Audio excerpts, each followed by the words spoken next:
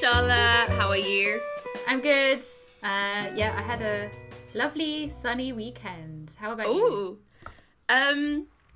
Yeah, I had a alright weekend. I was still a little bit jet lagged this weekend, and so I kind of had to postpone my plans. And not only that, but all the plans I had made, I couldn't have gone to anyway because the central line was not running to my station. Okay. So I was kind of trapped. And yeah. So that's like probably the best excuse I've ever had to like not go out because like, oh yeah, there are just no trains running.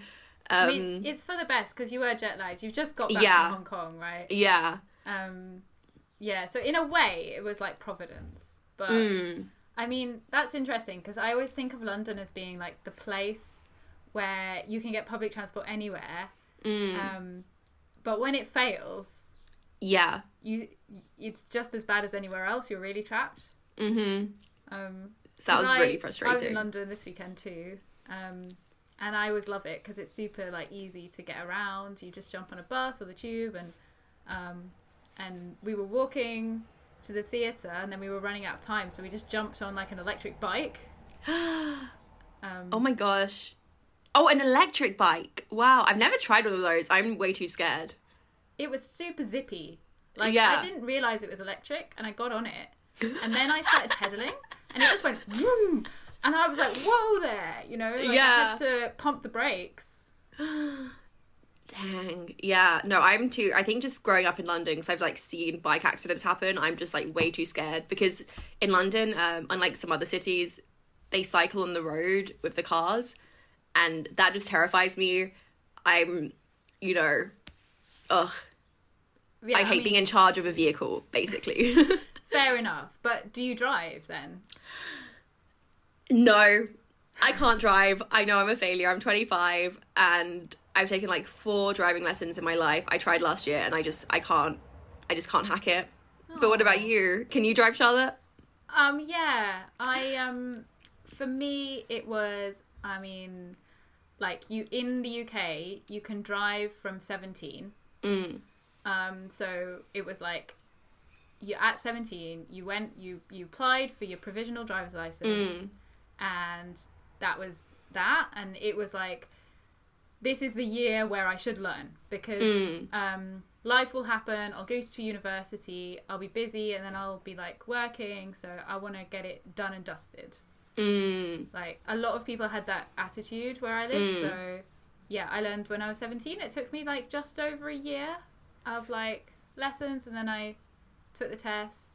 I wasn't in fairness, Hedy, you're saying you couldn't hack it after 4 lessons. I'm fairly sure after 4 lessons I was still terrified. So but I think it was just I didn't have the motivation, because I think I think it's as well because at the age of 17 I knew that I was going to study in London for like university, and so I kind of had it in my head, I was like, well, what's the point? I don't need to drive in London, like whereas my brother, so he learned to drive when he was 17, and he got like a car when he was like 18 because he knew he wanted to go out of London. So yeah, I feel like learning to drive it's kind of like a rite of passage, like, your first step into adulthood. So maybe that's why I'm so childish. Because it does give you that independence from your parents. Like, it was a total thing in my town, like the first thing you did when you got your license. Do you want to guess? I feel like, okay, for me, it was like going to McDonald's. Yeah, absolutely. Oh, really? Yeah. So you go to the McDonald's drive-thru. Yeah. Yeah, I was like, oh my God, I wonder if it's going to be the same. But yeah, literally my friends, as soon as they passed, because in 6th form, you can like leave school anytime. And so they'd be like, at lunch, they'd be like, oh, I just got my license. Do you want to go to McDonald's? I'm like, hell yeah. Like, wow, amazing. It's specifically the drive-thru as well, because you can't do that on your own before. Yeah. So that was a big deal, and actually I didn't get a car, and I'm not a car owner, so I'm not really a car user, even though I can drive. It's more of it's a useful skill, so that when I need it, I can use it. You know what I mean? Because I'm like you, I actually can get public transport most places, and actually having a car might be a bit of an inconvenience because it's really expensive. Yeah, it's so expensive, especially I think when you're under 25. I think insurance is so much more. And even I think like if you're a guy as well, it's more expensive. So the cost of insurance for my brother is more than it would be if it was for me. I thought that they had to get rid of that because it was Oh, really? Oh, did they get rid of it? Oh my God. I should ask my brother because I remember at the time it being like, oh my God, I have to pay more, da da da. And so he had like a black box in his car. And so that, so I think like if you have it for a year, you can reduce your insurance amount. Because like if you can demonstrate that you're like a really safe driver. And so, but that like really frustrated him because there'd be people like tooting at him to like move. But he's like, no, I have a black box. I have to be super careful. So yeah, because all the insurance is calculated based on your group, like the identity that you have. Like young people are more likely to get in accidents. So if you're under 25, it's more expensive. Men are more likely to get in accidents. So if you're a man, it's more expensive. But I think I didn't realize they scrapped that. Yeah, I think they scrapped that because I think it was considered to be discriminatory. But I could be completely like talking out my ass here. Yeah. That might not be true. But yeah, it is. Things add up. And like the one time I owned a car, it was for a road trip. Because that's also a big rite of passage, right? Doing the road trip thing. And when I lived in Australia, I really wanted to road trip around the coast. So I bought a car, and I had a car for about 8 months there, and then sold it. And a lot of people do that. But it gave me nightmares, that car. It was like such a traumatic experience because so many things went wrong with it. And every time something went wrong, you had to take it to the garage. And you were worried that the mechanic was going to stiff you. Oh, like, yeah. You know, because it's so easy to get like scammed by mechanics if you don't know much about cars. Yeah. And yeah, it was terrible. I just felt like that car was just hemorrhaging money. Dang. Yeah, because I'm thinking just the thought of owning a car to me, I just have no desire. The only car that I would want to own is, I don't know if you've seen, like, this is going to sound like so stereotypical, but I really want like a Fiat 500 because they're so cute, like the cream ones. But the problem is that like the kind of cars I would want to drive are the super cute ones, which in London get stolen all the time. So, you know, even if I got a car I wanted, like, I'd probably own it for 2 days before it got like broken into and stolen. And if it's a really nice car, they get keyed, don't they? Yes. So there's like, yeah, you might as well have like a really beat up old, I don't even know types of cars. Yeah, I was like, damn, I don't know anything about cars. I was like you. I really wanted like a vintage Volkswagen Beetle. Like Herbie Fully Loaded style. Yeah. I was such a stereotype. Like but they're the cutest ones. So, but yeah, they're like the ones that are more likely to get stolen or like keyed.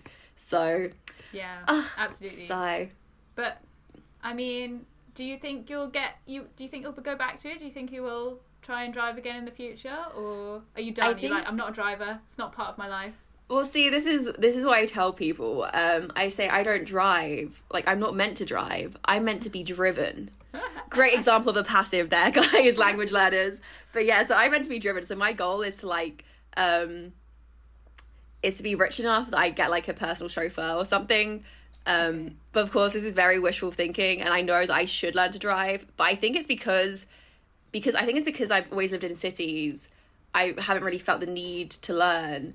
And also I'm terrified of operating heavy machinery like that. Like it just, oh my God, it freaks me out so much. So even when I was doing my lessons, my instructor had to tell me to breathe because I was literally holding my breath the entire time. I was so scared and my arms were so stiff. My instructor told me that I was driving like Mario Kart and she looked kind of scared. So... Oh, it's not a good sign when your instructor's scared. Yeah, so... It's their job to look calm and in control at all times. So that's why I'm happy that she has her own pedals because, I would not feel safe operating that by myself. But... I mean, there's nothing wrong with that fear that you have because you're absolutely right, Hetty. Like, a car is probably the most, powerful weapon that you will ever have or come into contact with in your life. And most people have access to them. And if you misuse them or something goes wrong, it's terrifying. Like, so, with great power. I think your brain is working correctly there. And actually, we're sort of having to condition ourselves out of that very sensible fear to be able to just drive normally. Like, oh, this is okay, Yeah, I think it's just terrifying. And I feel like, because when I was learning on a manual car. And so I'm tempted to learn on an automatic, which I know means I won't be able to drive manuals. But I feel like I just need a bit of confidence first. So maybe I'm tempted to like try just learning on an automatic. For sure, you should. Like, my instructor, when I was driving years ago, told me like, he had like some like, especially like older learners were like struggled a lot with the manual, and then he would just be like, just learn on the automatic, it's fine.